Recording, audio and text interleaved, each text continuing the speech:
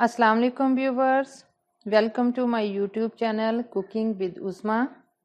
आज मैं आपके लिए जो रेसिपी लेके आई हूँ वो है चाइनीज़ पकोड़े।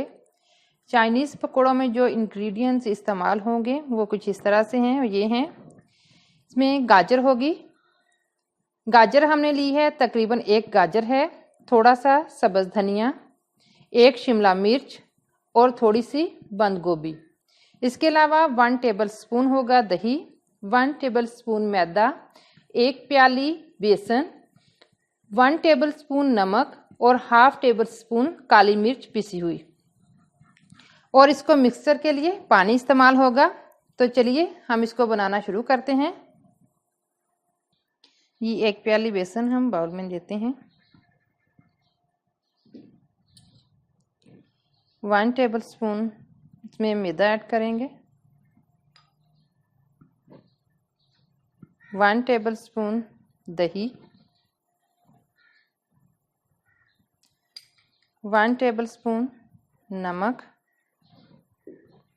और हाफ टेबलस्पून काली मिर्च।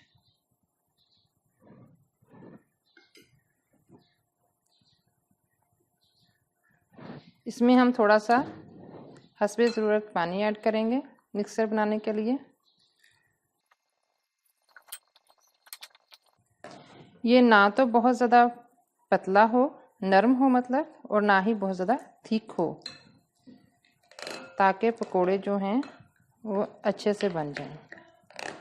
हम अच्छे से इसको हल कर लेंगे ताकि मिक्सचर अच्छे से तैयार हो जाए।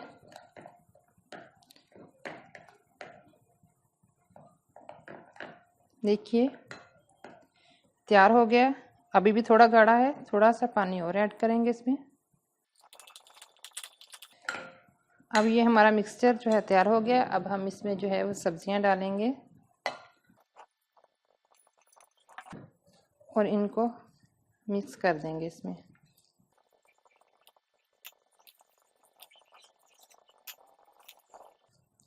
देखिए ये मिक्सचर तैयार हो गया है। अब सेट होने के लिए हम इसे 10 से 15 मिनट के लिए छोड़ देंगे।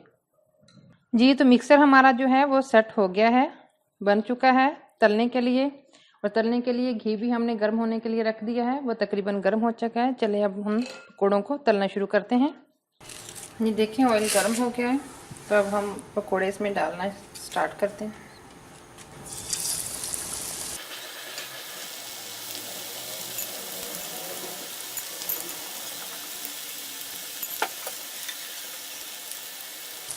देखें ये फ्राई हो रहे हैं, इनको हमने ब्राउन करना है।